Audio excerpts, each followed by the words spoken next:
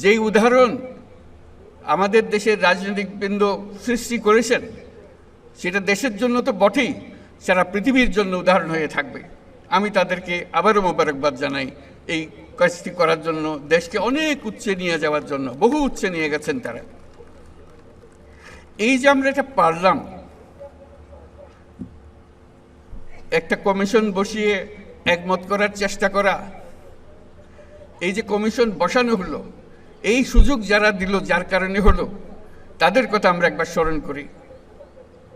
গণ অভ্যুত্থানের নায়কদের কথা স্মরণ করি, যাদের কারণে আজকে আমরা এখানে এসেছি, যারা এই অভ্যুত্থানের জন্য প্রাণ দিয়েছে, রক্ত দিয়েছে, তাদের কাছে স্মরণ করি।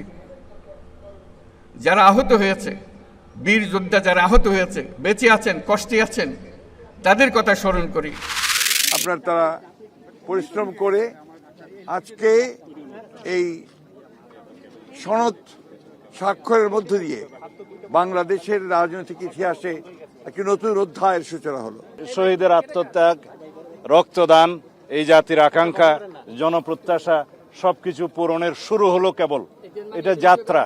এগুলো বাস্তবায়নের মধ্য দিয়ে আমরা একটি গণতান্ত্রিক এবং গণতান্ত্রিক সংস্কারের মধ্য দিয়ে রাষ্ট্র কাঠামো আমরা অর্জন করতে পারবো। এই জাতি ৫৪ বছরে বারবার যে নানা অপকর্ম অপশাসনের সম্মুখীন হয়েছিল, আজকের এই জাতীয় সনদ আমরা যারা সকলে ঐকমত্যের মাধ্যমে সিগনেচার করেছি, এটা যদি সত্যি অর্থে বাস্তবায়িত হয়, তাহলে এখানে রাজনীতির গুণগত পরিমাণ।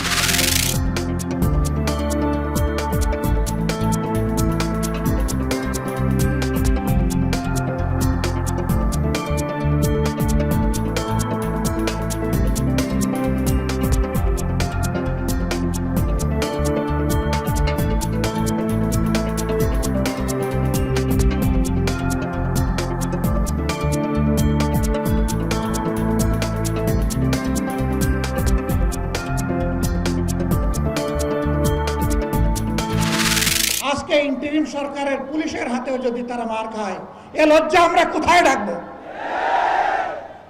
আমরা সরকারকে বলবো, দয়া করে নিজেদের দায়িত্বের প্রতি আপনারা সুবিচার করুন। আমরা একা ক্ষমতার স্বাদ নিতে চাচ্ছি না, ক্ষমতার কোনো স্বাদই নিতে চাচ্ছি না। আল্লাহ যদি সরকার গঠনের সুযোগ দেন, আমরা ইনশাল্লাহ সবাইকে নিয়েই করব।